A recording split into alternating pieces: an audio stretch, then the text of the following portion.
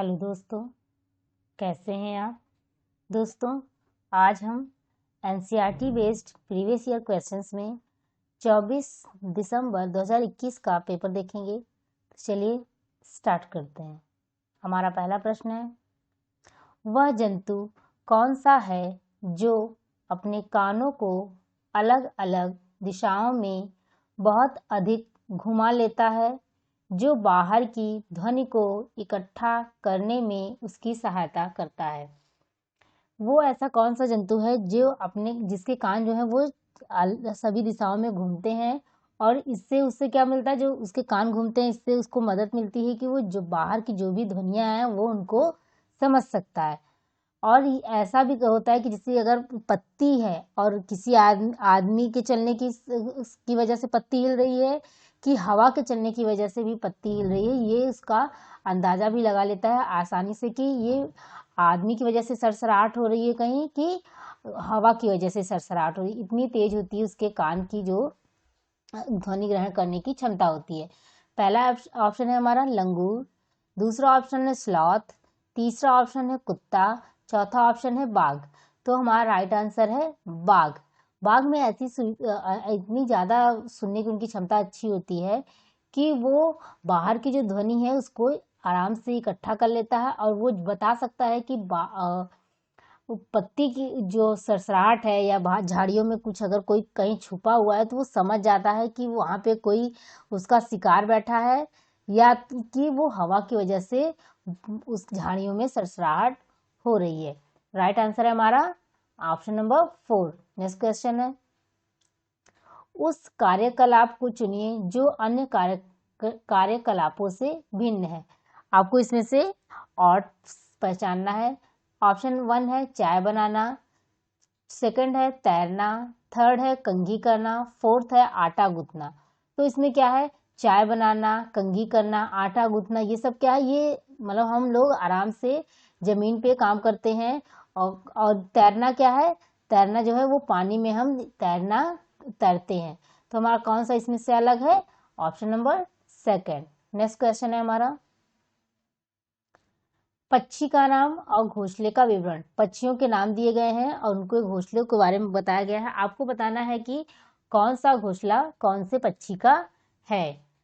शक्करखोरा, ए, B कोयल, सी कलचिड़ी, D दर्जिन चिड़िया। और घोंसलों का विवरण है, ए अपना घोंसला स्वयं नहीं बनाती, कौवा इस पक्षी के लिए घोंसला बनाता है जिसमें यह अंडे देता है।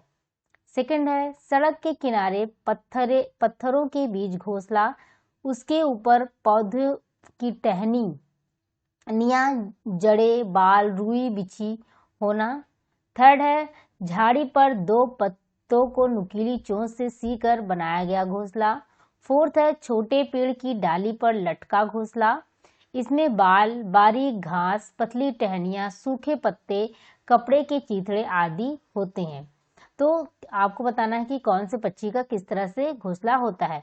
शक्करखोरा का जो घोंसला होता है वो जो छोटे पेड़ होते हैं, छोटी जो डालियां होती हैं उसमें, और उनका जो घोंसला होता है वो लटकता हुआ रहता है, और इसमें बारीक बाल होते हैं, घास होती हैं, पत्तियां होती हैं, कपड़ों के चीथड़े होते हैं कि वो जिससे वो सॉफ्ट बनाते हैं उससे।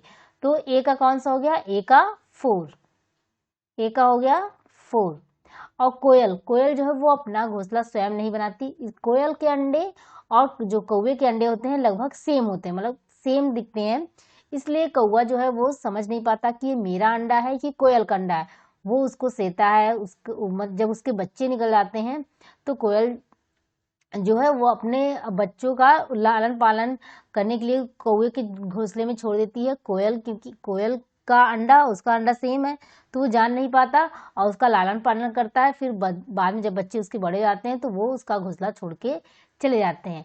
तो कोयल जो है वो अपना घोंसला स्वयं नहीं बनाती, वो कौवे के घोंसले में अपना अंडा देती है।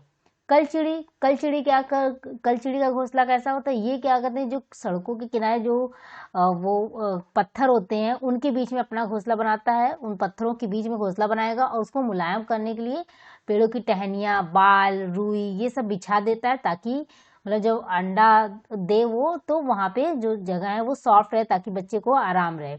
तो ये क्या करता है, ये कलचड़ी बीच रास्ते में सड़कों के किनारे अपना घोंसला बनाता है। और दर्जन चिड़िया जैसे कि नाम से ही आप लोग को समझ में आ रहा है कि दर्जी मतलब वो क्या करती है, वो जो झाड़ियां हैं उनकी जो पत्तियां होती हैं उनको सिल के अपना घोंसला बनाती है। तो इसका हो गया थर्ड। तो ए का 4, बी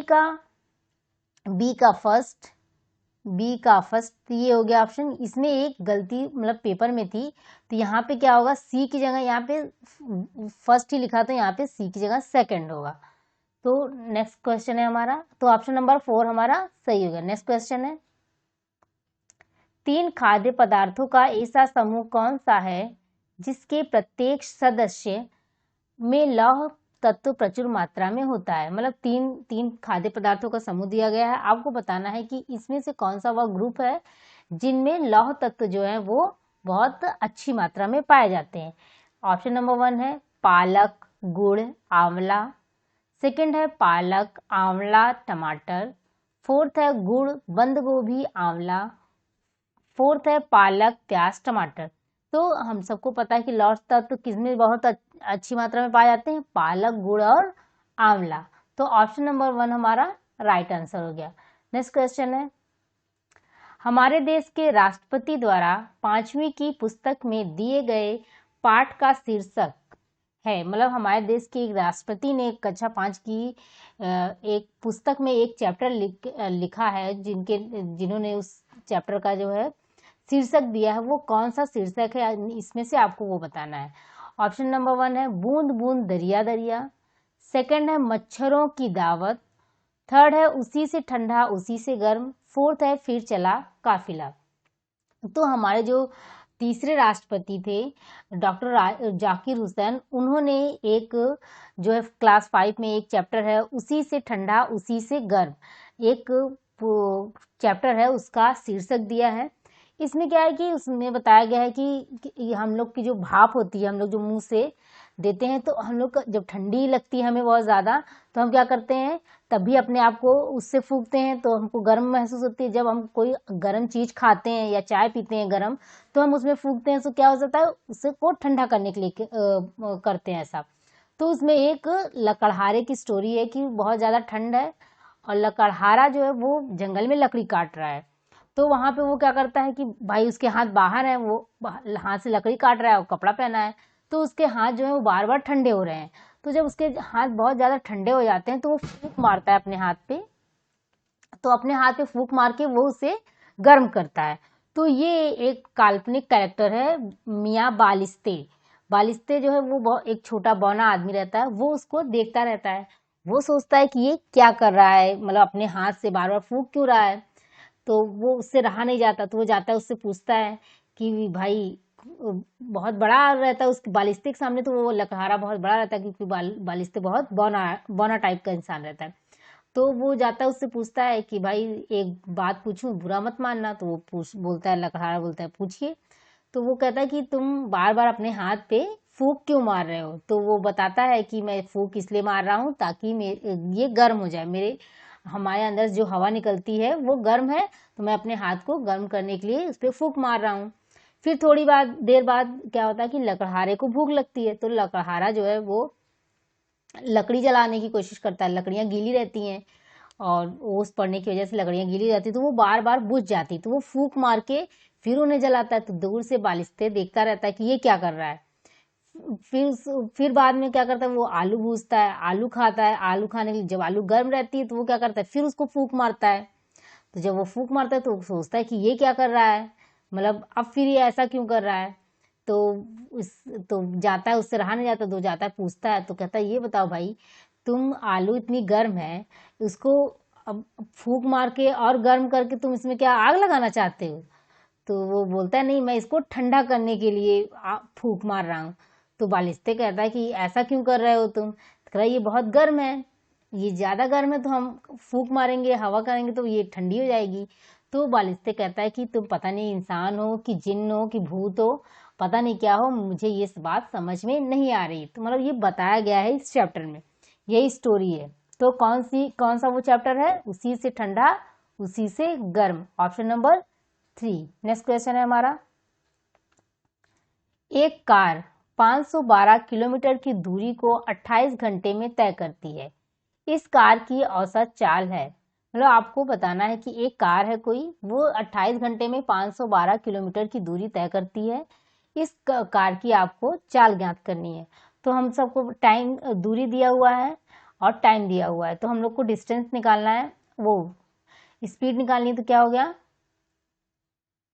चाल बराबर दूरी, डिस्टेंस अपॉन टाइम। तो डिस्टेंस कितना है, 15/12/28। तो हम इसको क्या करेंगे, 2 से करेंगे। अगर 2 7 ज़ा 14, 2 5 ज़ा 10, 2 6 ज़ा 12, 14। फिर हम 2 से करेंगे, 2 3 ज़ा 6, 2 7 ज़ा 14, 2 8 ज़ा 16 और फिर 7। फिर हम 7 से करेंगे, 7 5 ज़ा 35, 7 4 ज़ा 28।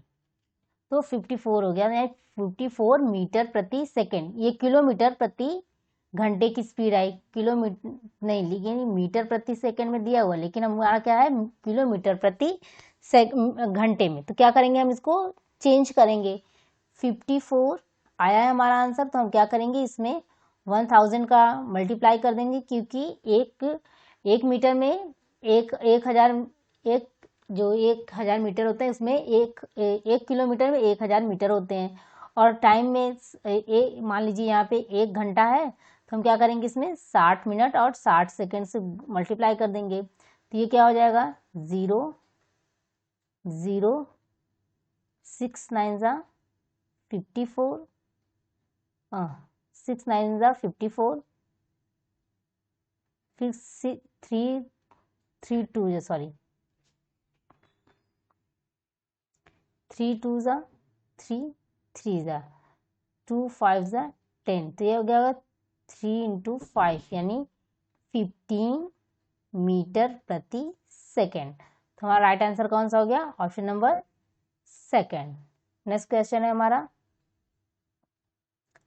हमारे देश के एक राज्य में परीक्षण करने पर यह पाया गया कि वहां के ग्रामीण क्षेत्रों के अधिकांश मकान मजबूत बांस के खंभों पर बने हैं। इनके लकड़ी के फर्श जमीन से लगभग 3 से 5 मीटर की ऊंचाई पर बने हैं।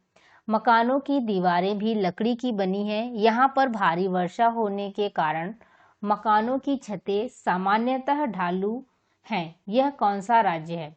हमारे देश में एक ऐसा राज्य है जहाँ बहुत बारिश होती है, तो वहाँ पे लोग क्या करते हैं कि अपने जो घर बनाते हैं वो जमीन से 3 से 3.5 मीटर की ऊंचाई पे बनाते हैं, और उनके जो मकान होते हैं वो लकड़ी के बने होते हैं, और जो छत होती है वो ढालू होती है, ताकि ढालू रहने से क्या होता है कि पानी जो है वो छत पे रुकता नहीं और वो गिर जाता है। तो वो कौन सा राज्य है, ये हमें बताना है। हमारा पहला ऑप्शन है बिहार, दूसरा ऑप्शन है असम, तीसरा ऑप्शन है गुजरात, चौथा ऑप्शन है उत्तराखंड। तो ऐसा किस राज्य में होता है, हमारे असम राज्य में ऐसा होता है, क्योंकि वहाँ पे बारिश बहुत होती है, तो लोग जो है वो जमीन से कुछ ऊपर अपने घर बनाते हैं, और जो उनके घर होते हैं वो लकड़ी के बने होते हैं। बांस के खंभे पे अगर आप घर बनाएंगे तो ईंट सीमेंट का तो बनाएंगे नहीं, तो लकड़ी के बने होते हैं, और उनका जो फर्श होती है वो सब भी लकड़ी की होती हैं, और जो छत होता है उनका ढालू होता है। नेक्स्ट क्वेश्चन है हमारा, निम्नलिखित में से 3 राज्यों के उस समूह को चुनिए जिनके समुद्र तट बंगाल की खाड़ी पे हैं। तो इसमें आपको बताना है कि कौन सा बंगाल की खाड़ी के साइड राज्यों का समूह आता है, तो हमारा किधर, इधर क्या है, अरब सागर है, इधर हमारा अरब सागर है, इधर हमारा अरब सागर है, और इधर क्या है, बंगाल की खाड़ी है। तो आपको इस साइड के जो राज्य हैं उनको बताना है। पहला ऑप्शन हमारा यहाँ इधर है अरब सागर, तो पहला ऑप्शन है आंध्र प्रदेश, पश्चिम बंगाल, केरल। तो दूसरा ऑप्शन है आंध्र प्रदेश, तमिलनाडु, उड़ीसा। तीसरा ऑप्शन है आंध्र प्रदेश, उड़ीसा, गुजरात। चौथा ऑप्शन है आंध्र प्रदेश, असम, तमिलनाडु। तो आपको हम लोग के कौन से राज्य जो हैं, तो देखिए आंध्र प्रदेश, पश्चिम बंगाल और केरल, तो केरल कहाँ है? केरल इधर साइड पे है, मतलब उड़ीसा क्या नाम है, अरब सागर के साइड। और पश्चिम बंगाल इधर है। आंध्र प्रदेश है, आंध्र प्रदेश है यहाँ पे है तमिलनाडु। तो ये तो गलत हो गया, आंध्र प्रदेश, तमिलनाडु, उड़ीसा। तो आंध्र प्रदेश नहीं, सॉरी, तमिलनाडु ये है, ये आंध्र प्रदेश है, और ये है उड़ीसा, फिर उसके बाद है पश्चिम बंगाल। तो ये सब किस साइड है? बंगाल की खाड़ी के साइड। कौन सा राइट आंसर हो गया हमारा?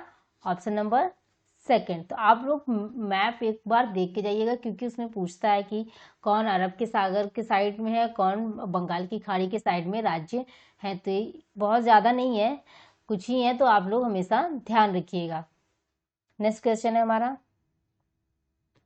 झारखंड में ग्राम सभा पंचायत लॉटरी द्वारा खेती के लिए भूमि का आवंटन करती है। इस भूमि में एक विशेष मात्रक यूनिट, जिसे टिन कहते हैं, का प्रयोग किया जाता है। इस मात्रक यूनिट का अर्थ है, झारखंड में ग्राम पंचायतें क्या करती है, वहां पे जो जमीन होती है वो किसी एक विशेष व्यक्ति की नहीं होती, वो पूरे गांव की होती है। और फिर कुछ जो जमीनें होती हैं वो छोड़ दी जाती हैं झूम खेती के लिए, मतलब वहां पे झूम खेती होती है। तो झूम खेती में क्या होता है कि आप एक पीरियड तक उसमें खेती करते हैं, फिर उसको एक विशेष पीरियड तक छोड़ दिया जाता है, वो आराम करे। जब वो ज़मीन फिर आराम कर लेती है, तो उसके बाद क्या करते हैं, हम उसमें फिर से खेती करते हैं। तो भाई अब जिस मान लीजिए हमारे खेत में अगर किसी एक विशेष व्यक्ति की होगी वहाँ पे ज़मीन, तो मान लीजिए हम वहाँ पे झूम खेती करते हैं, तो हमने एक साल तो किया, अब अगले साल हमको छोड़ना है, उसमें कोई काम नहीं करेंगे हम, तो भाई हमारे तो खाने के लाले पड़ जाएंगे। तो इसलिए जो वहाँ पे ज़मीनें होती हैं वो सभी की होती हैं। तो जितनी ज़मीनें होती हैं उन सब में फिर एक लॉटरी निकलती है, फिर उसमें जिसको जितनी ज़मीन की आवश्यकता होती है उसको दिया जाता है। लेकिन वहाँ पे किस से नापते हैं वो भूमि को? टिन में। तो आपको बताना है कि जो टिन है उसका क्या अर्थ है, मतलब जो मात्रक वहाँ वो लोग प्रयोग करते हैं उसका क्या अर्थ है। पहला ऑप्शन है हमारा, वह भूमि जिससे किसान एक टिन बीज प्राप्त कर सकता है। सेकंड है, वह भूमि जिस पर कोई किसान एक टिन बीज बोता है। थर्ड है, वह भूमि जिसकी विमाएं लंबाई गुणे चौड़ाई 50 मीटर गुणे 50 मीटर होती हैं। फोर्थ है, वह भूमि जो लगभग 1 हेक्टेयर 100 मीटर गुणे 100 मीटर की तुल्य होती है। तो एक टिन किसके बराबर होता है? एक टिन उसके बराबर होता है कि जितनी जमीन में आप एक टिन बीज जो है वो बो सकते हैं, वो एक टिन के बराबर होता है। तो कौन सा ऑप्शन हमारा सही हो गया? Option number second. Next question है हमारा, झूम खेती के अंतर्गत झारखंड के किसानों द्वारा अपनाए जाने वाले तरीकों के संबंध में नीचे दिए गए कथनों पर विचार कीजिए। झूम खेती कहाँ की जाती है? झारखंड में। तो वहां पे झारखंड में किस तरह के खेत, किस तरह के लोग प्रयोग करते हैं, क्या क्या करते हैं, वो आपको बताना है। ऑप्शन नंबर ए है, एक फसल के कटने के पश्चात जमीन को कुछ वर्ष तक आराम करने देते हैं, तो ये सही है। बी है, खरपतवार, बांस आदि को उखाड़कर खेत में जला देते हैं। सी है, खरपतवार की राख खाद के रूप में कार्य करती है। डी है, जब जमीन खेती के लिए तैयार हो जाती है तो बीज बोने से पहले उसे गहराई तक जोता जाता है। तो ये एक फसल के कटने के पश्चात जमीन को कुछ निश्चित समय के लिए छोड़ दिया जाता है, ये सही है। खरपतवार, बांस आदि को उखाड़कर खेत में जला देते, नहीं, खरपतवार आदि को उखाड़कर खेत में ऐसे ही छोड़ देते, मतलब उसे जलाते नहीं है, ऐसे मतलब उसको जड़ से निकाल के उसी में छोड़ देते, तो वो क्या करती है, उसी में एक खाद की तरह प्रयोग हो जाती है। खरपतवार की राख खाद के रूप में कार्य करती है। हाँ, जो खरपतवार होती है उसकी जो राख होती है या जो ऐसे ही भी बच्चे रहते हैं, तो वो सब क्या एक तरह के खाद की कार्य करते हैं। जब जमीन खेती के लिए तैयार हो जाती है तो बीज बोने से पहले उसे गहराई तक जोता जाता है, तो ये भी सही है कि उसको क्या करेंगे हम, गहराई तक उसको बाद में, गहराई तक नहीं जोतते, सॉरी, गहराई तक नहीं जोतते उसको, बस ऊपर से हल्का सा जोत देते हैं, गहराई तक उसको नहीं जोतते। गहराई तक जोतेंगे तो जो ऊपर के सामान है वो सब नीचे चला जाएगा। भाई ऊपर आपने इतने साल तक उसको आराम करने दिया है, ऊपर खरपतवार जम गई है, जो वो भी खाद के रूप में, जो जला हुआ चीज है वो सब भी खाद के रूप में प्रयोग कर, जब आप गहराई तक जोतेंगे तो वो सब उल्टा हो जाएगा। तो ऐसा गहराई तक नहीं जोतते, बस उसको ऊपर से थोड़ा बहुत खुरेच देते हैं और उसमें फिर बीज बो देते हैं, तो ये भी गलत हो गया। तो कौन सा सही हो गया हमारा? ऑप्शन नंबर ए और सी, ए बी डी गलत है, ए सी डी, ए सी और बी सी डी। तो ऑप्शन नंबर थर्ड जो है हमारा राइट आंसर है। नेक्स्ट क्वेश्चन है हमारा, हमारे देश में आदिवासी हजारों वर्ष पूर्व से कांसे, ब्रॉन्ज की बनी वस्तुओं जैसे बर्तन, मूर्तियों आदि का प्रयोग करते रहे हैं। आज भी हम अपने घरों में कांसे का उपयोग करते हैं। निम्नलिखित में से कांसे के बारे में सर्वश्रेष्ठ कथन चुनिए। आपसे पूछा जा रहा है कि कांसे के बारे में निम्न में से कौन सा कथन जो है वो सही है। ऑप्शन नंबर 1 है आयरन, लोहा और सिल्वर, चांदी आदि की भांति कांसा भी एक तत्व है। सेकंड है कांसा एल्युमिनियम, कॉपर, तांबा और जिंक का मिश्रण है। थर्ड है कांसा, कॉपर, तांबा और जिंक की मिश्र धातु है। फोर्थ है कांसा, कॉपर, तांबा और टिन की मिश्र धातु है। तो हम सबको पता है कि जो कांसा है किसका है, कांसा, तांबा और टिन की एक मिश्र धातु है। तो हमारा कौन सा आंसर सही हो गया, ऑप्शन नंबर 4। नेक्स्ट क्वेश्चन है, किसी ट्रेन के मार्ग के समय सारणी का अध्ययन कीजिए। मतलब ये किसी ट्रेन की एक समय सारणी दी गई है, इसको आपको देखना है। उपरोक्त टेबल के आधार पर इन दो स्टेशनों अर्थात गांधी धाम और सूरत के बीच ट्रेन की औसत चाल है। तो पूछ रहा है जैसे गांधी धाम है तो हमको लग रहा है ट्रेन जो है यहीं से चलती है, तो इसलिए यहाँ पे ये समय नहीं दिया है। छोड़ने का समय यहाँ से जब निकलती है ट्रेन तो 6:15 से निकलती है और ये 0 होती है, यानी यहीं से ट्रेन जो चलती है 6:15 से पे वो गांधीधाम से ट्रेन निकल जाती है। सूरत में क्या करती है, सूरत में 6:15 पे पहुंचती है और फिर सूरत से मतलब किसी और शहर में भी जाती होगी तो वहाँ कितने टाइम से जाती है, 16:20 से 530, यानी गांधीधाम और सूरत के बीच की जो दूरी है वो 530 दी है। उपरोक्त टेबल के आधार पर इन दो स्टेशनों अर्थात गांधीधाम और सूरत के बीच ट्रेन की औसत चाल, हमें इसमें औसत चाल बतानी है। हमें दूरी का तो पता चल गई, वहां 0 था, यहाँ 530, यानी डिस्टेंस हमारा कितना है, 530 किलोमीटर। हमें किसमें बताया, किलोमीटर प्रति घंटे में बताना भी है, तो हम टाइम निकाल लें, हमारा काम बन जाएगा। छोड़ने का समय कितना है, 6:15, मतलब गांधीधाम से 6:15 पे निकलती वहां से और सूरत पहुंचती कितने बजे, 16:15 पे, यानी 16:15 पे पहुंच रही है कहाँ, सूरत में, और कितने बजे से निकल रही है, 6:15 पे, यानी कि कुल टोटल कितने 10 घंटे की उसने उस ट्रेन ने यात्रा की। और डिस्टेंस हमें दिया हुआ है तो चाल हो जाएगा, चाल और डिस्टेंस अपॉन टाइम। तो डिस्टेंस हमें दिया है 530 और टाइम है 10, तो 53 किलोमीटर प्रति घंटा, यानी 53 किलोमीटर प्रति घंटा। ऑप्शन नंबर 3 हमारा राइट आंसर हो गया। नेक्स्ट क्वेश्चन है, कन्नौज शहर इत्र के लिए प्रसिद्ध है। यह शहर भारत के एक राज्य का जिला है जिसका नाम है, कन्नौज शहर को हम सभी जानते हैं कि वहाँ पे क्या, इत्र के लिए मतलब परफ्यूम के लिए वो नगरी प्रसिद्ध है। तो उसको वहाँ वो किसी हमारे एक जो राज्य है उसका एक जिला है, तो उस राज्य का आपको नाम बताना है जिसका कि कन्नौज एक जिला है। ऑप्शन नंबर 1 है उत्तर प्रदेश, सेकंड है उत्तराखंड, थर्ड है गुजरात, फोर्थ है महाराष्ट्र। तो कन्नौज किस राज्य का हिस्सा है, उत्तर प्रदेश का। तो हमारा राइट आंसर कौन सा हो गया, ऑप्शन नंबर 1। नेक्स्ट क्वेश्चन है, नीचे दी गई सारणी में नई दिल्ली में पेट्रोल और डीजल के मूल्यों का अध्ययन कीजिए। मतलब डीजल और पेट्रोल के बारे में बताया गया है आपको। 2020 में लीटर का मूल्य, मतलब 2020 में 1 लीटर का मूल्य और 2021 में 1 लीटर का मूल्य आपको दिया गया है, डीजल का और पेट्रोल का। उसके बाद आपको क्या बताना है, 1 वर्ष में डीजल और पेट्रोल के मूल्यों में वृद्धि की दर क्रमशः है, मतलब इन दोनों में कितने की वृद्धि हो रही है। तो हम क्या करेंगे, सबसे पहले हम डीजल का देखेंगे कितनी वृद्धि हो रही है। इसमें तो बता दिया गया है वृद्धि हो रही है, तो हमें उसमें कंफ्यूज ही नहीं करना है, तो हमें वृद्धि ही निकालनी है। तो 2021 में कितनी हो जा रही है, 90.72 रुपए, और 2020 में कितनी थी, 81। तो कितने की बढ़त हो रही है?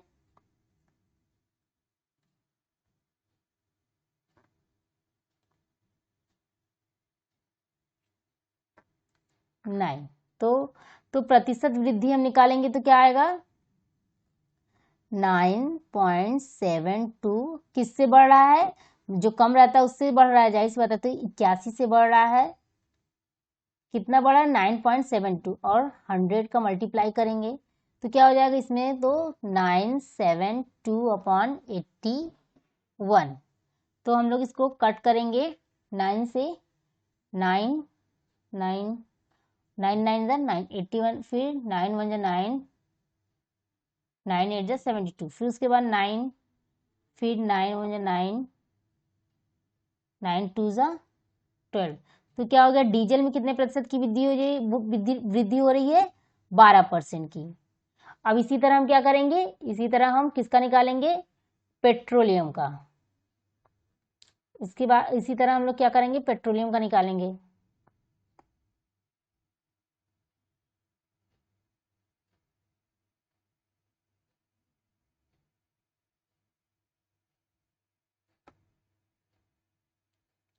तो पेट्रोल में क्या है? पेट्रोल में कितना हो जा रहा है 2021 में? 102.12। कितने से बढ़ रहा है? 92 से। तो कितना बढ़ा? 12.01, 10.12। 10.12 बढ़ रहा है। किससे बढ़ रहा है? 92 से इंटू 100। तो हो गया 1 10 12 92। तो हम लोग क्या करेंगे? इसको 2 से डिवाइड करेंगे। 2 5 10, 2 6 12, 2 4 8, 2 6 12। फिर हम लोग 2 से डिवाइड करेंगे तो कितना हो जाएगा? 2 2 4, 2 5 10, 2 3 6, फिर 2 2 और ये 3। फिर हम 23 से करेंगे तो 23 1 23, यानी 2 बचा। 23 23, तो क्या हो जाए?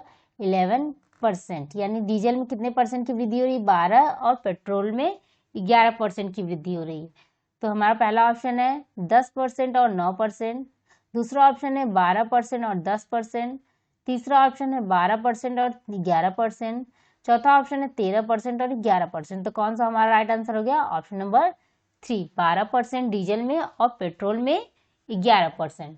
नेक्स्ट क्वेश्चन है हमारा, भारतीय त्योहारों का एक समूह जो पूर्णिमा के दिन मनाया जाता है। ये कुछ त्योहार दिए गए हैं, 3 त्योहार दिए गए हैं। इसमें से आपको बताना है कि वो कौन सा समूह है जो कि सिर्फ और सिर्फ पूर्णिमा के दिन मनाए जाते हैं। पहला ऑप्शन है हमारा दिवाली, होली, महाशिवरात्रि। दूसरा ऑप्शन है दिवाली, होली, रक्षाबंधन। तीसरा ऑप्शन है होली, रक्षाबंधन, गुरु नानक जयंती। चौथा ऑप्शन है होली, गुरु नानक जयंती और मकर संक्रांति। तो दीपावली किस दिन मनाई जाती है? अमावस्या के दिन मनाई जाती है। पूर्णिमा को मनाए जाने वाले त्योहार हमारे कौन कौन से हैं? होली, रक्षाबंधन, गुरु नानक जयंती, बुद्ध पूर्णिमा। इसमें और ऐड कर लीजिए, एक है बुद्ध पूर्णिमा।